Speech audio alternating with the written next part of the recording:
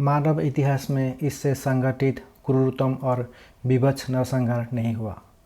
Nazi Germany ने अपनी सहयोगियों के साथ मिलकर यूरोप से यहूदियों को ख़त्म करने का मंसूबा पाला था। 1941 में शुरू हुआ यह नरसंहार 1945 में जब तक ख़त्म होता 60 लाख से ज़्यादा यहूदी मारे जा चुके थे। यहूदियों के अलावा वे लोग भी मारे गए जो हिटलर को नापसंद थे। इनमें पोलिश, सर्ब, कैथोलिक और विकलांग शामिल थे। हॉलोकॉस्ट की कहानियाँ सिरहन पैदा करती है, मानवता से आपका विश्वास डिगा देती है, रातों का नींद छीन लेती है। इस नरसंहार के हताहतों की याद में हर साल 27 जनवरी को इंटरनेशनल हॉलोकॉस्ट रिमेंबर्स डे मनाया जाता है। बचने का कोई रास्ता नहीं था।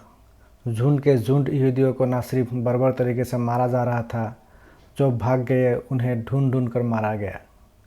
नाजियों की नज़र में यहूदी होना इतना बड़ा अपराध था कि हर एक को मारना ही लक्ष्य था।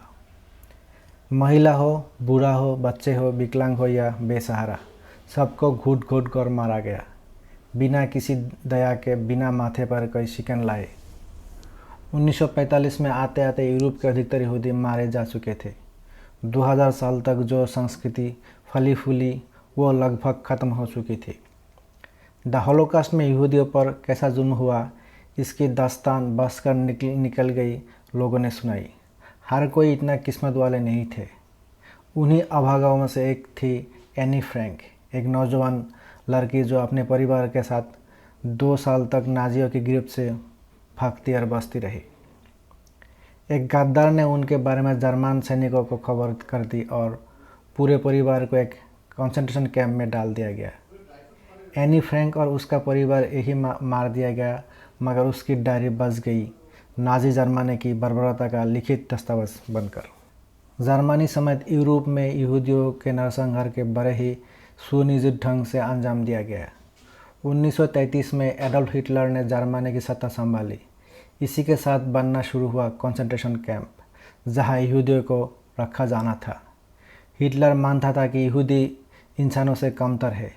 वह आर्यन रेस को सुप्रीम समझता था और डार्विनवाद का इस्तेमाल कर परफेक्ट लोगों की एक नस्ल तैयार करना चाहता था।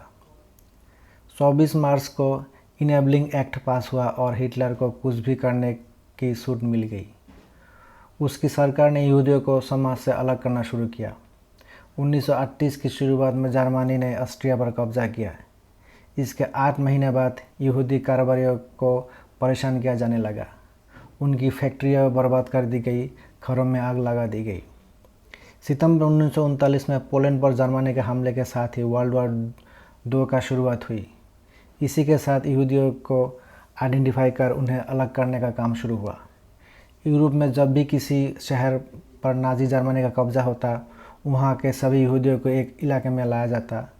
इस इलाके को खट्टो कहा जाता था।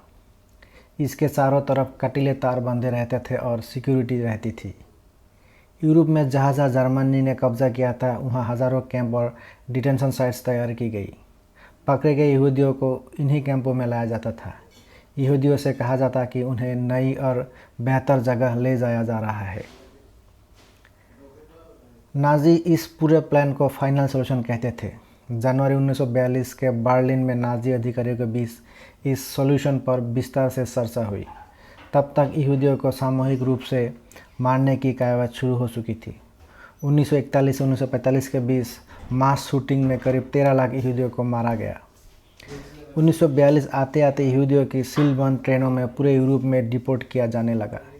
किसी तरह वे दुर्गम सफ़र पूरा भी कर लेते तो वहाँ उन्हें कैंपों में उनसे मरने तक काम कराया जाता। जो ज़रा भी लाचार दिखते या ना नुकुर करते, उन्हें गैस चेम्बर्स में डालकर मारने के लिए छोड़ दिया जाता।